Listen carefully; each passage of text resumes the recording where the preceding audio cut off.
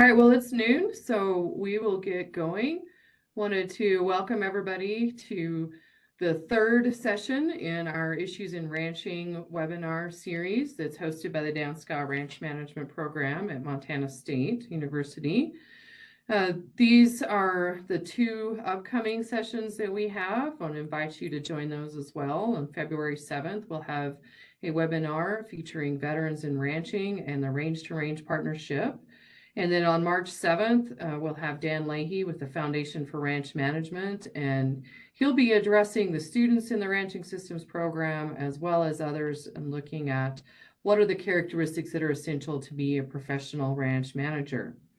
All of the sessions in the webinar are recorded and they're available on the Dan Scott Ranch Management website at Montana State University at the following link, or just go to MSU and type in Dan Scott and hit the search bar, and you'll be able to find us there today. Well, today I'm really excited to have three presenters, two of which are good friends of mine who also host internship programs within the state. Last month, we heard from the Sitz Ranch and how they have developed their own internship program specifically for their ranch in an attempt to fill labor needs and also to interact with the future generation. If you are not feeling quite up to developing your own internship program, maybe the best solution for you is to engage with one of these structured internship programs that we're going to talk about today. We do the hard part for you. We screen the candidates and we try to find those students who are really passionate about ranching and really have a desire to learn. And we're eager to put those students into ranches that have a great ability to teach those students things and to interact with them and just have a desire to give back to the future generations. And so I have two other presenters with me today, and we're going to go in the order of the DNRC Rangeland Resources, that Working Lands Internship Program first, then the Dan Scott Ranch Management Program, and then we'll wrap up with Quivira Coalition there. But our first speaker today is Stacy Barta. She is a Montana native that grew up in the Madison and Paradise Valleys of Southwest Montana. She has a bachelor's degree in range science from Montana State University, go Cats. And she has a broad career that's varied from working on invasive species programs and grant program coordinator to a rangeland specialist. Currently, Stacy is the state coordinator for the Rangeland Resources Program and the Montana Department of Natural Resources and Conservation. And one of her many jobs, along with working with stakeholders, local conservation districts, agencies, and NGOs, is to coordinate this Working Lands internship program. We also have Alexis Bonagovsky, and she was hired by the Quivira Coalition in 2019 to expand their new agrarian program into the Northern Great Plains from the Southwest, where that program began. Since 2019, she has conducted hundreds of apprentice interviews and successfully helped match mentors with over 50 ranch apprentices in 4 years. Pretty impressive. She's also the program manager for the World Wildlife Fund's Sustainable Ranching Initiative. And then myself, I'm the program lead for the Dan Scott Ranch Management Program here at MSU and been in this position since 2019. I teach 6 courses in ranching systems and advise all of the students from freshmen to seniors that are within the Ranching Systems degree program here at MSU. I come from a ranching background and have a BS and MS in animal science and a PhD in rangeland ecology. And with that, we'll work straight into Stacy's section of the program and the Working Lands Internship Program. Well, thank you, Rachel, for putting this together, and thank you for letting me talk a little bit about the Working Lands Internship Program at DNRC. So, next slide, please. So in 2018, we did a pilot project with an internship program modeled after a similar one in Wyoming, where they actually did a feasibility study, and that feasibility study reflected that agencies and ranches were having a hard time finding students out of college who had some real world experience and a background in agriculture. So we came up with this program where we have interns. that spend 2 weeks at a time at 6 different ranches across the state of Montana. And they work alongside the ranch host with whatever's going on that ranch during that time frame. So it is a competitive process. We get anywhere from 10 to 20 intern applications a year, and we can host anywhere from 2 to 4 depending on the amount of hosts I have for the program. So the process is that they apply. There's a couple of interview processes, and we do a safety training. The service time is 10 to 12 weeks, like I said, depending on how many hosts I have and just the makeup of the summer.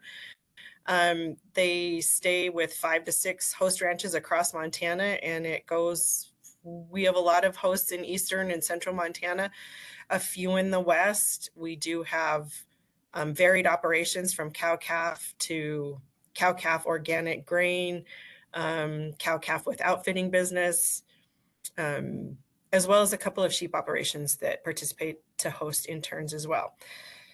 It's mid-May through late July, early August. We do pay the interns, not a lot, but we do pay them.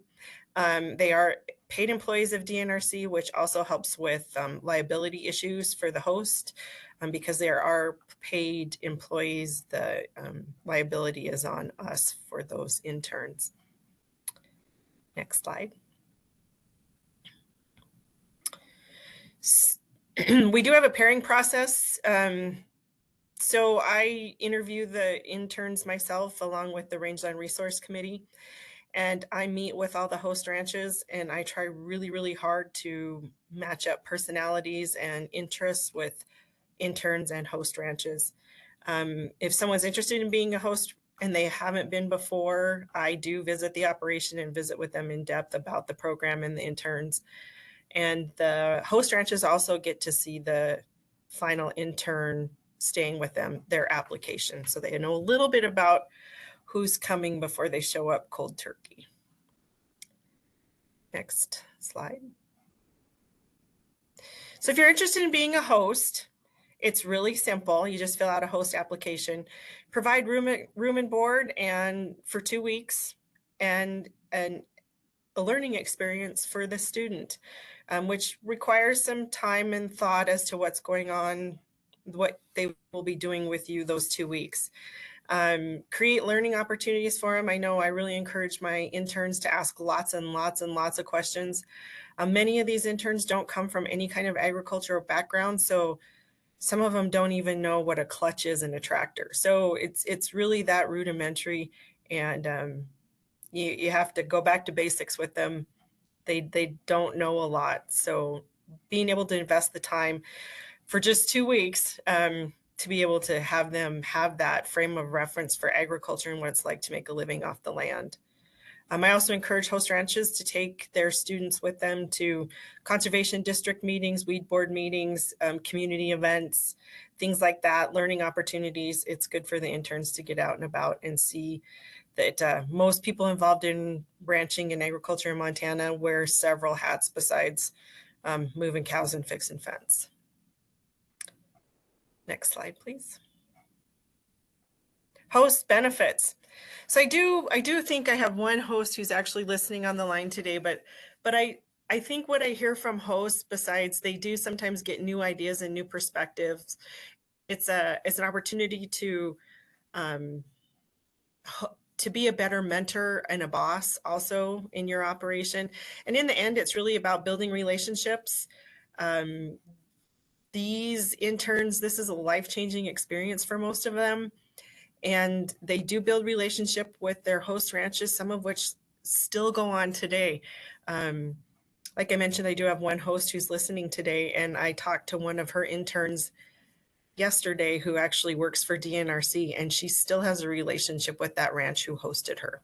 So those relationships moving on forward throughout Montana, I think are crucial and extremely beneficial to agriculture in Montana. These students who don't come from an ag background go on to work for agencies, NGOs, and sometimes ranches. And that experience they gained during this summer as an intern is invaluable in how they choose their career path, and some of them may go on to influence policy decisions as well. So having that ground grassroots experience really, I think, will benefit them as they go on in their careers and make decisions that can affect agriculture in Montana. Next slide. So, oh, you're right, Rachel. I didn't have that in my slides. Applications to be an intern are due February 1st. So if you know someone who's interested in being an intern, the application deadline is coming up. If you want to be a host ranch, please get a hold of me either by email or phone number, or you can actually visit DNRC's website and fill out the application and email it back to me, or send it in the mail. I take host applications anytime, but I definitely need to have a good idea of who my hosts are by about March 1st so that we can get the summer scheduled out. And I think that's all I had. That sounds great, Stacy. So I forgot to mention that we'll need to hold the questions till the end. If you do have a question, please type that into the chat box. I will be monitoring that, and we'll get that to the appropriate panelists to make sure that your question is answered. Would love to hear from all of you and your questions that you have about each of these programs. So we'll move to the next program. There we go. Yeah, so we'll talk about the Dan Scott Ranch Management Program at Montana State University. It's a little different than Stacy's program because this one is tied directly to a bachelor's degree from Montana State. We are one of the only universities in the U.S. that offers a 4-year Bachelor of Science specifically in ranch management. This is a new, relatively new, started in 2019. It is a very diverse degree. It is, I think, the perfect degree for that student who came from a ranching background and they really want to take it up a notch and be able to come back to that ranch with not only the understanding of the animal science portion that goes along with it and the production that's needed, but also how do they manage their forage and rangeland resources effectively, and then also, most importantly, how do they manage the financial and business component of that ranch. It's also been very attractive to students who are coming from a non-ag background, like some of the students that Stacy has in her program.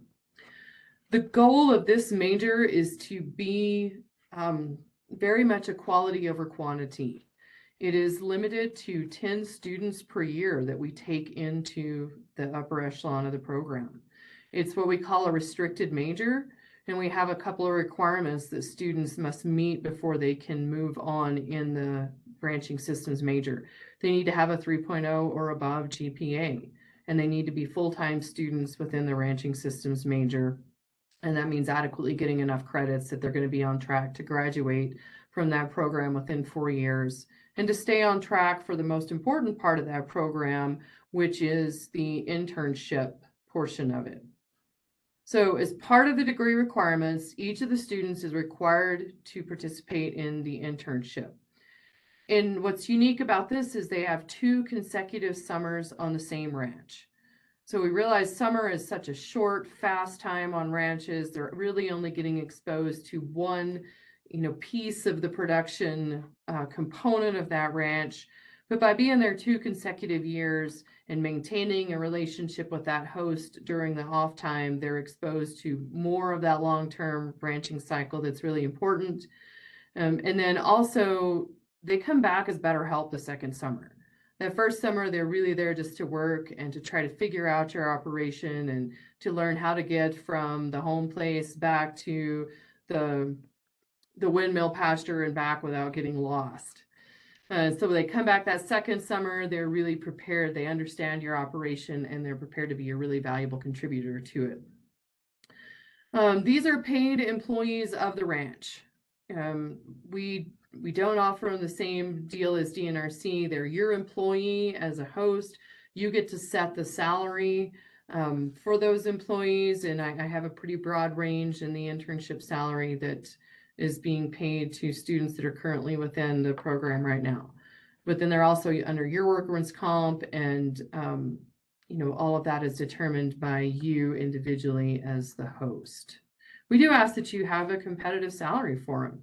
I think the days of interns being viewed as just cheap labor and that they're there for the learning experience is largely past. It's being recognized more broadly in all fields that interns, while they're there to learn, they also need to be paid because college is expensive, and it's more about being able to support that student as they're continuing their college education. So it's a very individual pairing process when you work with the Dan Scott Ranch Management Program. I like ranches to send in an application. It's really just more of a inventory of that ranch. What do you do? What is the main focus of your operation? And what would you have a student be doing? Because I like to pair students with ranches that are really piquing their interest. All of these students that are coming into the ranching systems degree program, some of them have a pretty good level of experience, say in commercial cow-calf, and we're really trying to expand those students' experiences by putting them in touch with registered breeders, or if they come from an operation that has a lot of irrigation work, then we want to put them somewhere with a ranch that's doing primarily dry land and dealing with the different challenges associated there. So once we know a little bit about your operation, you go into the queue, and then the students who are going to move into the internship portion of it, we run that application process in the fall of the year. And by the 1st of December, I know who is going to need to go out onto ranches the following summer. So for example, I have 5 students that went through the application process to get into the restricted major, and I am currently contacting ranches right now to place those students for the summer of 23 and summer of 24. So once you're in the queue or on my radar as a potential ranch host, then I visit with the students and begin to do an individual pairing process to say, I think that the student would be a great fit for Ranch X. At that point, if you're one of the hosts that I have in mind, I contact you and say, hey, I have a potential student. If you're interested in hosting an intern in 23 and 24, then you say yes, then I give you the application materials for that student, and you have the opportunity to review their resume, a letter of intent, and some background information on them and some of their thoughts about the ranching industry as well. Once you review that student, if you would like to potentially meet that student and do an in-person interview, then we will do that. We'll travel to the ranch, do an in-person interview, and then at that point, you would have the choice as to whether or not you want to extend the job or pass on that particular student. So you're in control of that process from the beginning to the end as far as who's coming to your ranch, and whether or not you choose to host on any given year. The host requirements is we'd like you to fill out that host application, and then there's also an internship agreement that needs to be completed between yourself and the student. And that is where we define some learning objectives, because the student is getting class credit here. And then we also just get in writing when the student will show up on the ranch, when the student will leave, what are some of the nuances of employment as far as how many days off a week are you going to offer that student, what is going to be the salary, just everything really clear so that nobody is caught by surprise or anything within the arrangement within the students. We do need you to provide housing for these students, and that's for the entire summer that they're going to be there, both summers. Most of these students are maintaining their housing arrangements that they have in Bozeman while they're going to school, and so they're already paying for housing there. And then, yes, pay a competitive wage. And I did see in the chat box, one of the attendees asked, a ballpark for the wage figure here. Right now, most of my hosts are paying on a monthly basis, and so I have internship salaries that are ranging from $1,500 a month up to $2,500 a month. So that's the ballpark range that I have there for those students. Okay. The other requirement that we have, or what we would really want the host to do, is And an internship, more so than just a seasonal employee, we're asking that you invest in that student. And it's going to require an investment of a certain amount of your time. And Stacy mentioned that some of these students don't have a lot of experience. And even the students I have that come from ranching backgrounds, they don't know everything.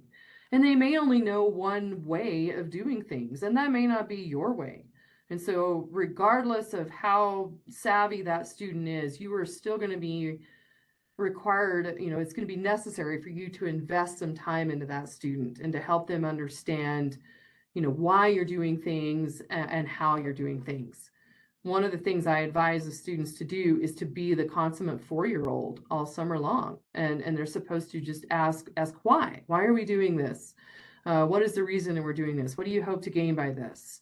And so be ready to answer some of those questions there. And then those students need feedback. They really need to understand, are they doing a good job? Are they meeting expectations? Or is there things that they could be improving on? One of the biggest benefits of this program and the students being there for 2 summers in a row is that they have that opportunity of that fall and spring back at school to really mature and to work on those things that you think they need to improve before they come back the next summer. So I follow up with all of the ranches afterwards, and we do a post internship host interview, and that's really important for between sessions. And a lot of times they'll tell me the student is really great in this area and their hard skills, but they really need to work on communication. So that's something that we can hone in on at the time that they're back at the university there, is touching on those communication skills and trying to give them some tools to be better communicators the second summer that they go out onto the ranch.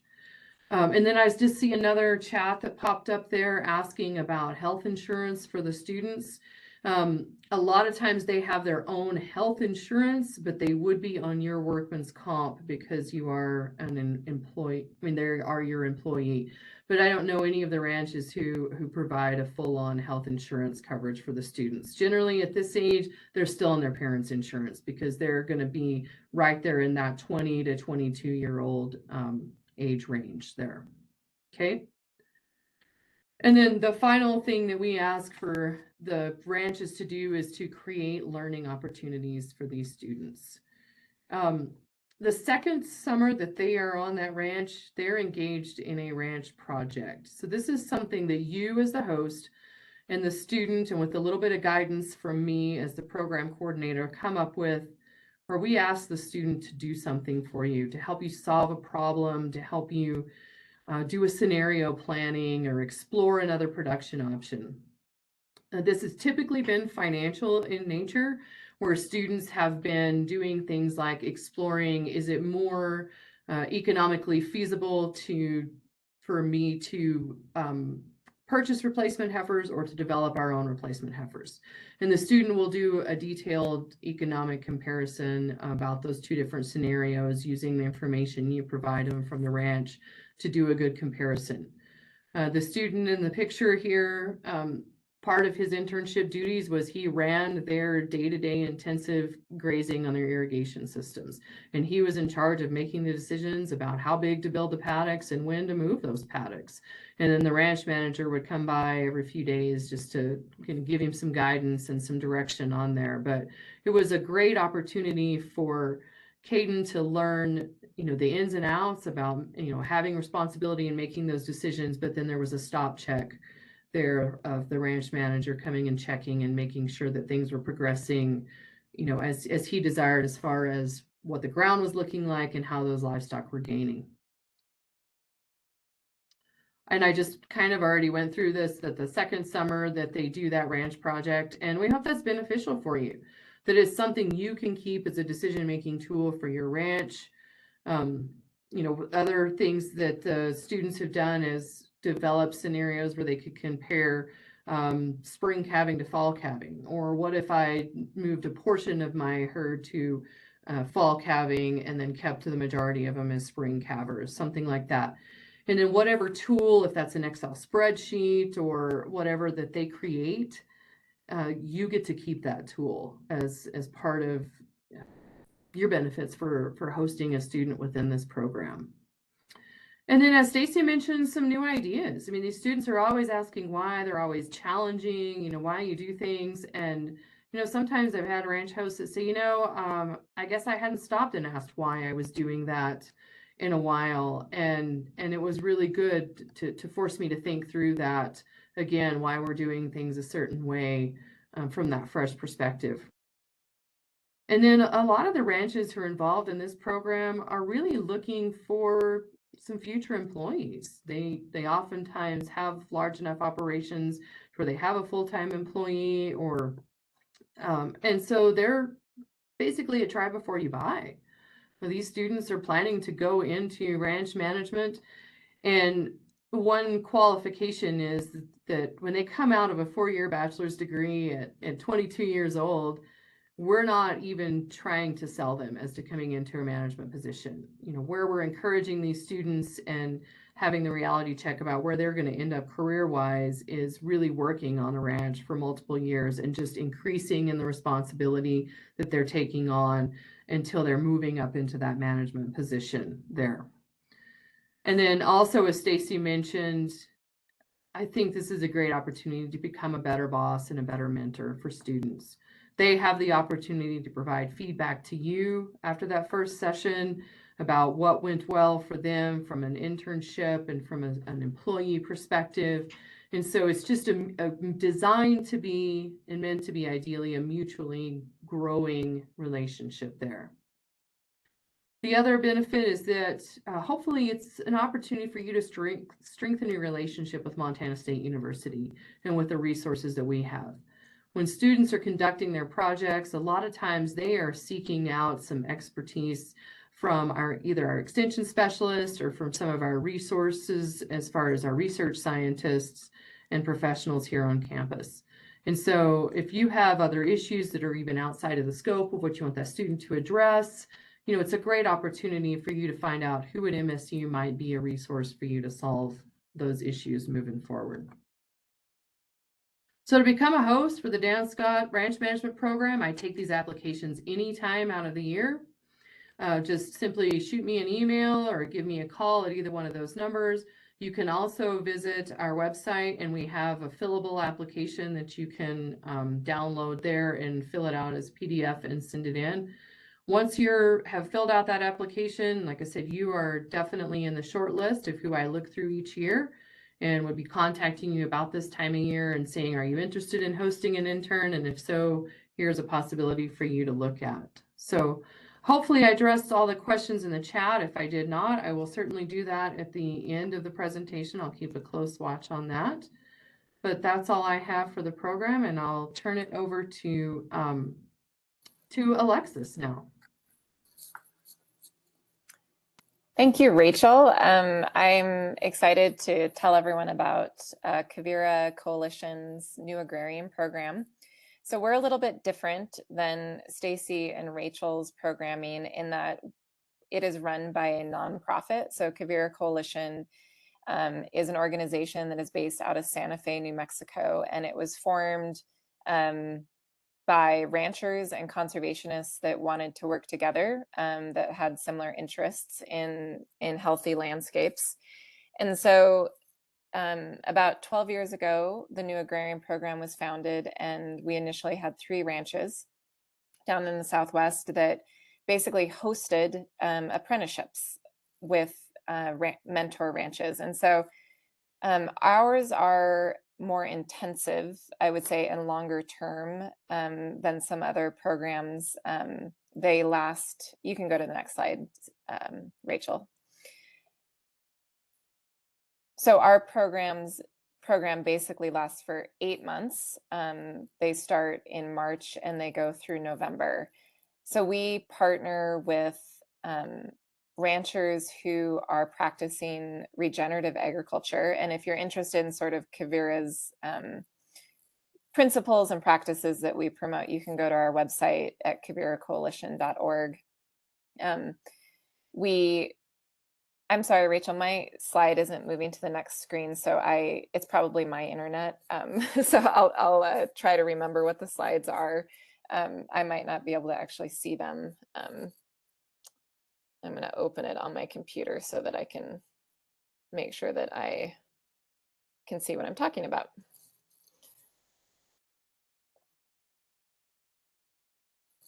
Is that the slide you need there, Alexis? The nuts and bolts? Yeah, actually, is that the second slide, Rachel? That's the third slide. Okay, maybe let's go back to the second one. This one? Yeah. Okay.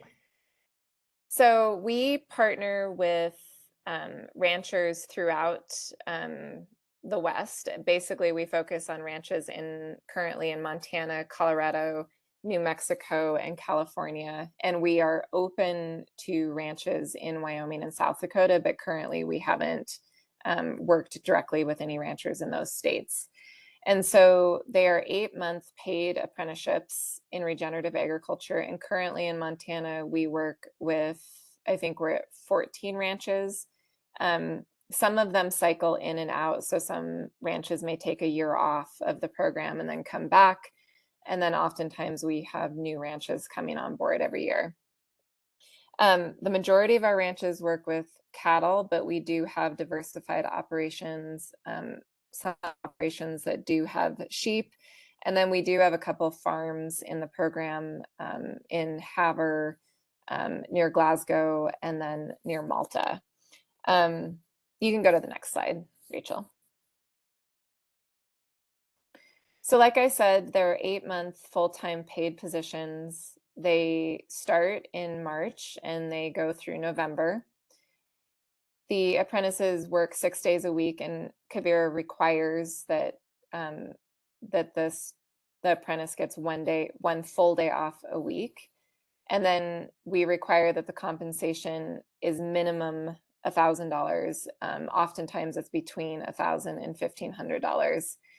And that the apprentice has safe and good housing that is not with the mentor. And so we require that there is housing available. That we've found over time that it's not good if the apprentice actually lives with the ranching family. And then partial board. So we do require that some food is provided either from the ranch or a food stipend.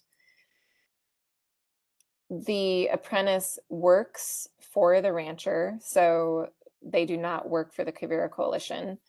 And we do require that the ranch can put the apprentice on payroll and that they are eligible for workers' compensation. Our program is very structured. So we have a whole educational programming that is separate from their on-ranch learning. So when the apprentice starts, we have an in-person orientation that happens in Montana, where we bring all of the apprentices together.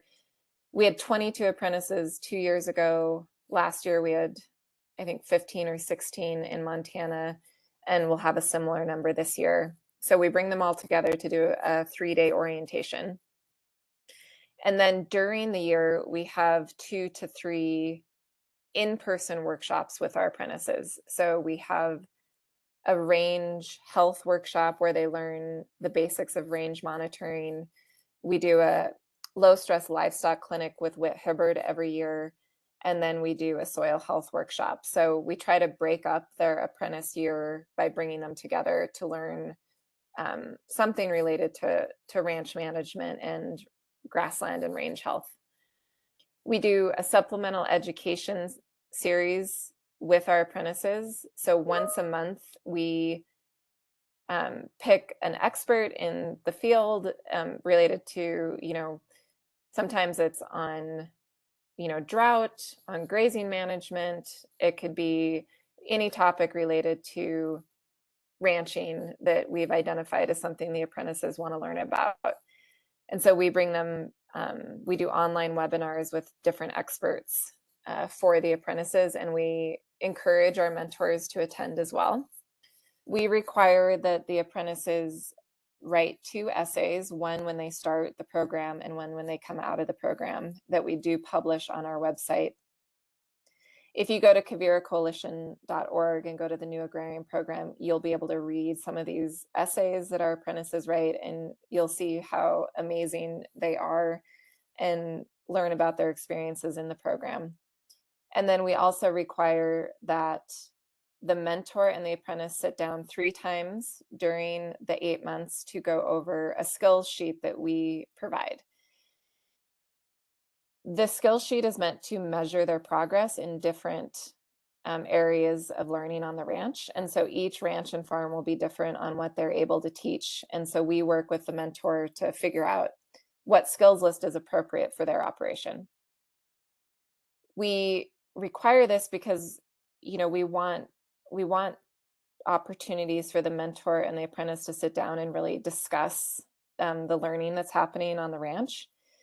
It's not necessarily like what number they're at. It's more of, has there been a conversation about their learning, what they would like to learn more of, maybe where they feel like they need more work.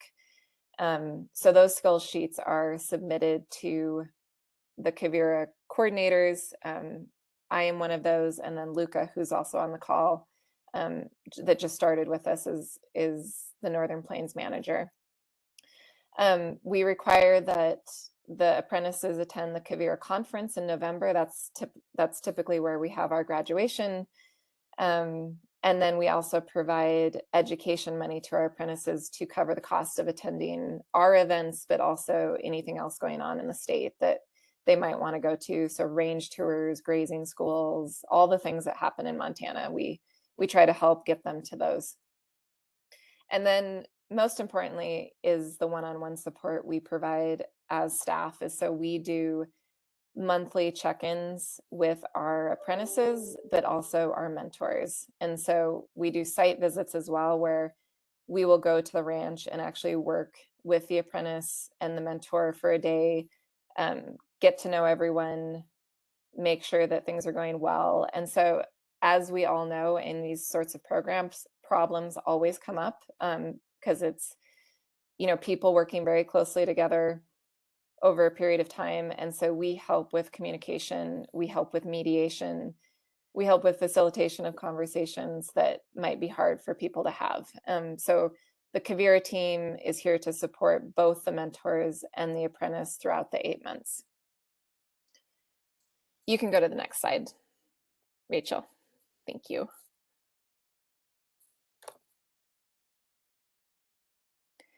So we do have requirements, and I kind of touched briefly on these earlier, but we have requirements to be a mentor in our program. We want someone who has been ranching for a while and has had experience supervising farm and ranch employees or trainees or enjoys teaching. We want someone who's prioritizing healthy soil, grazing, food, communities, and ecosystems. The most important thing for us is someone in our program has to want to be a teacher. And so sometimes people join our program as mentors and they realize after the first year that it's not for them. And that is 100% okay. Like, doesn't mean that you're a bad person or that you're not a good it's just that maybe our program isn't quite right for you. And we 100% support those decisions, because sometimes you have to do it a year to see like if it's something that you actually want to do. And so we are excited to partner with people who want to teach the next generation of land managers. We also require that you have the time and capacity to instruct an apprentice and give an apprentice meaningful feedback. So sit down with them, have those skills sheet check-ins, have weekly meetings with them. Being a mentor is not just like, oftentimes it's not just even work related. It can sometimes be, an apprentice is going through a hard time in their life and needs someone to talk to. So you have to be willing to be that person for them, because these apprentices are often, far away from their friends and family and support network, and they need that support from their mentors.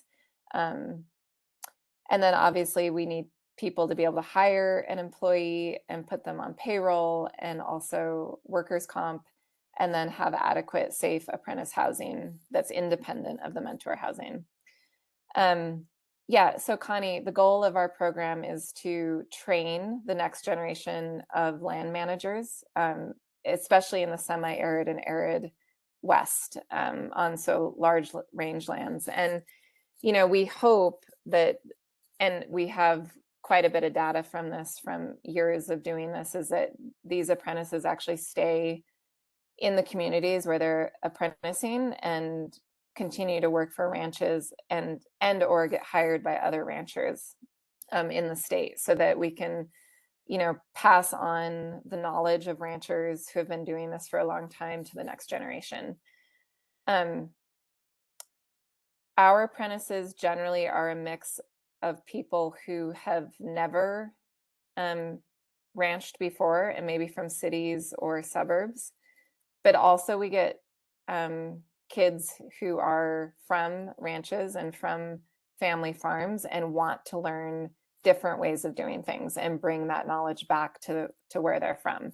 So we have a cool mix of people that do our program. Our apprentices tend to be older, so they tend to be in their mid to late 20s. They tend to be super committed to agriculture as a career.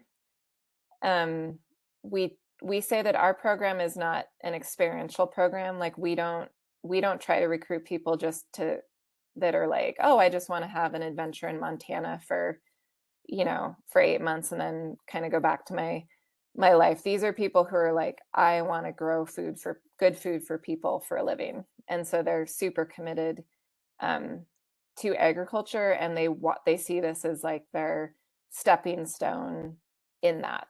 And so our mentors will tell people that, our apprentices are enthusiastic, motivated, intelligent, they work hard, they want to do this for the rest of their lives, and they're looking to our mentors and to our program to help them do that.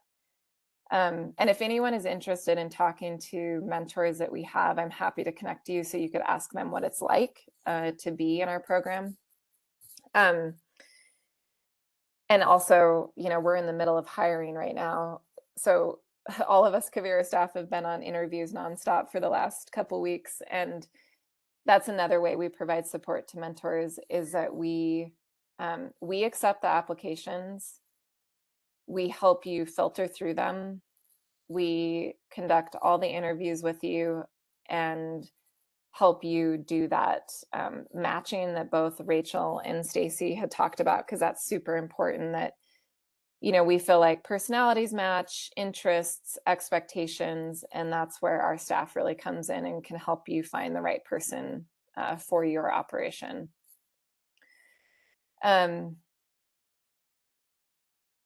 Also, our mentors are required to do, if you're a new mentor, to do a mentor training series with our mentor trainer, Julie Sullivan, who operates a ranch with her husband, George Witten, in Saguache, Colorado. And she was the initial mentor in the program, and she has been training our ranchers for, over a decade in this apprenticeship program, how to be a good employer, how to be a good mentor.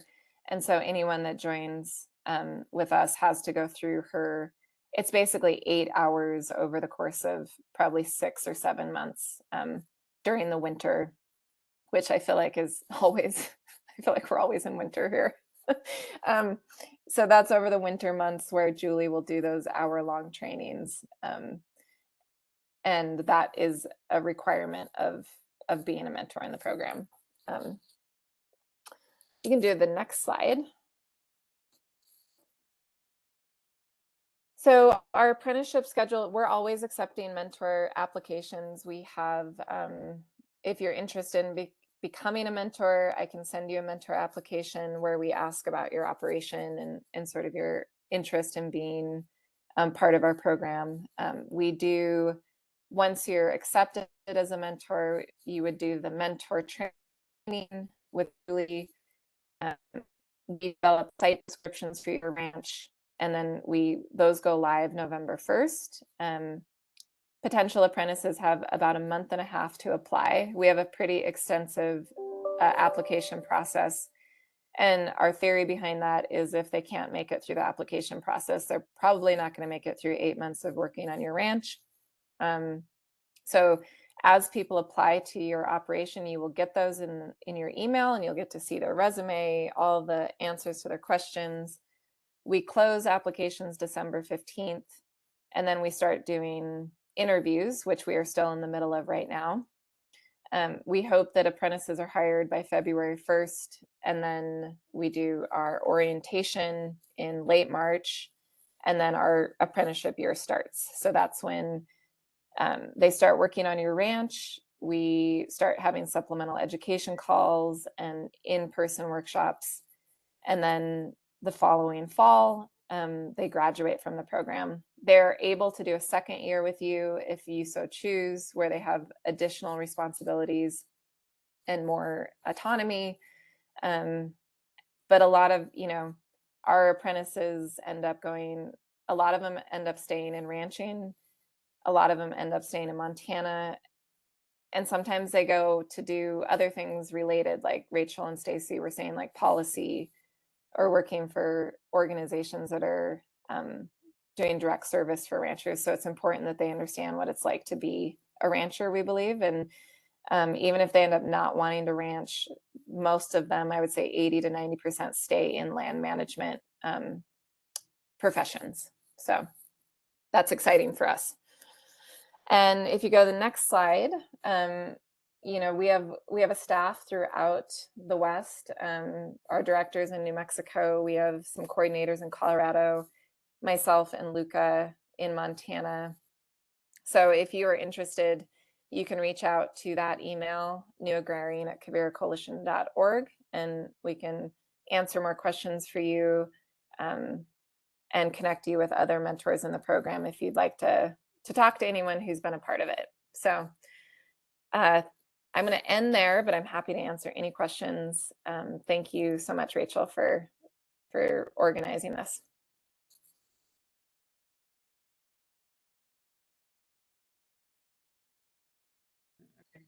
Yeah, thank you both, Stacy and Alexis, for being on here. Thank you guys who are in the audience for submitting those questions via chat. If you have any other questions, please feel free to drop those into the chat. And I think I can even unmute you guys if you would like to request an unmute now too. Yeah. Oh, and Stacy had wanted to share a video. She has a short video on her program, and if that's okay, we'll just let her share that unless we have any burning questions here real quick. I just do want to make sure we address everybody's questions as we're getting close to noon. Yeah, and then I think one of the cool things about having these three programs all presented at once is that you as a host can compare and contrast those as far as, what type of students or young adults are you getting into this program? What is the duration of it? It gives you the opportunity to potentially say, I want to dive into this. Maybe the 2-week portion is where I need to start. Or maybe I start with the Dan Scott program and move into the New Agrarian because I have a taste of what it's like to be a mentor. I think that's one of the key takeaways from all three of these programs is, it's really geared towards folks who do have a heart to teach the next generation about ranching. So any other questions dropped in that chat?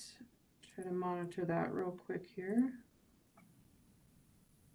Yeah, thanks for dropping your emails in there, everyone. All right. Well, Stacy, if you want to share your screen and show that video, go right ahead and do that. And if I need to try to make you a presenter, I can do that. But I think you should be as a panelist.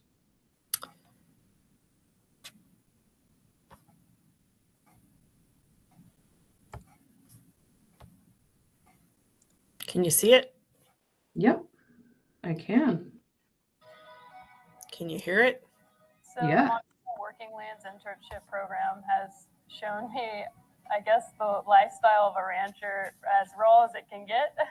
So far this summer, I've learned how to brand, vaccinate, ear tag, push calves, rope, test bulls, and how to wake up really early and work really long days and go to bed tired every night.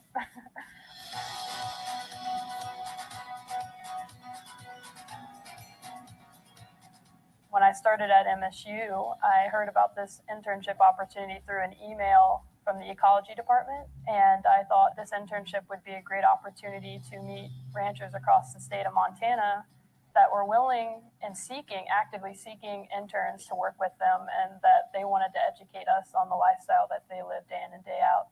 And I think that was the obstacle that I faced prior to this internship, was knowing how to get my foot in that door. So when we were approached by Stacy about doing this, she described the program as students that are attending college. Their backgrounds are going to be diverse, and a lot of their jobs were going to be government type jobs, BLM, Forest Service, or wildlife management, or soil science. And I thought it was an opportunity to really interact with some people that are going to be affecting what we do on the ranch, and as more information they can get, and the more that they can be on a farm and ranch learning about what we're doing here and why we're doing it, the better. So last summer I worked on a dude ranch, and I really wanted to do that again this summer, but knew I had to kind of get on it with an internship for wildlife management. And I saw an email this past November about this internship, and thought I could kind of continue doing that ranch work and also get a lot out of it and learn more about wildlife management. And I kind of want to go into private land and rangeland work with wildlife. So I thought this internship would be a really good way to kind of get me a feel for that, and have me meet some people and still get to do that ranch work that I wanted to do.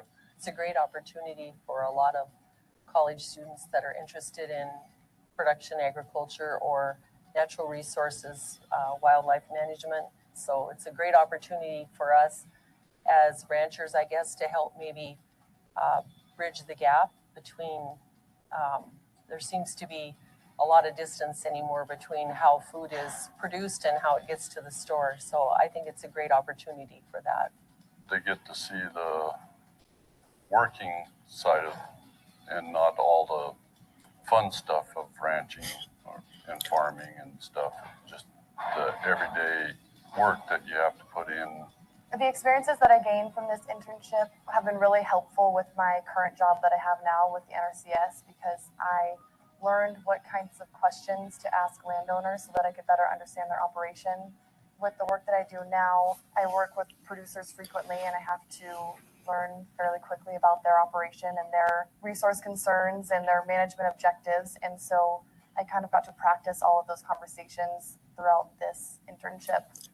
Traveling to the different ranches and meeting the different landowners and ranchers and seeing how they do things. If you're interested in any sort of kind of land management or natural resource management, I highly recommend the program. I've learned a lot about how a ranch runs, and I didn't know a whole lot about it before. So it's pretty neat to see all the ins and outs of it and come out with a lot of knowledge that you can use in your career.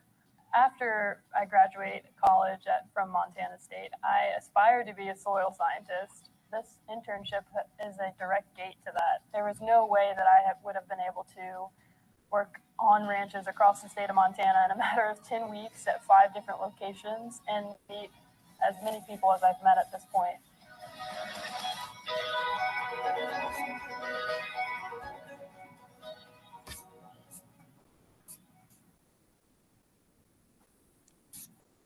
Well, thanks for sharing that, Stacy. That's a really great video that gives a really good summary, I guess, of both sides of the issue, what it's like to host and why you might want to have the motivation to host an intern, and then also how life-changing that internship can be for these students as they're coming through here.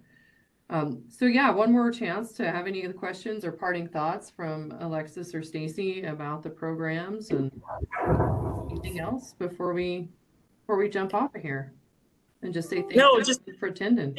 Thank you, Rachel and Alexis. And I have noticed in the past, our students, our internship programs weave in and out of each other. I know my interns have spent time with both Rachel's and the Quivira coalitions as well. So I think it's good for Montana. I think it's good for Montana agriculture. So good job, ladies, and keep up the work, and hosts out there.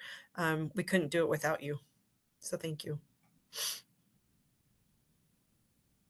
Yeah, very true. It's definitely a collaborative effort, and our programs do weave in and out, and we learn a lot from each other and from Alexis's vast experience in hosting interns and the challenges that can go along with that. And so just appreciate that. And again, as Stacy said, we couldn't do it without the hosts.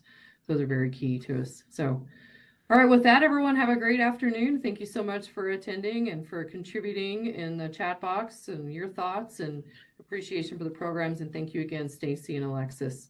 And hope to see folks back next month when we talk about ways that we can incorporate veterans into the workforce for ranches, and the process and the tools that we have for that to make that a great experience for everyone involved. So thanks so much, and bye.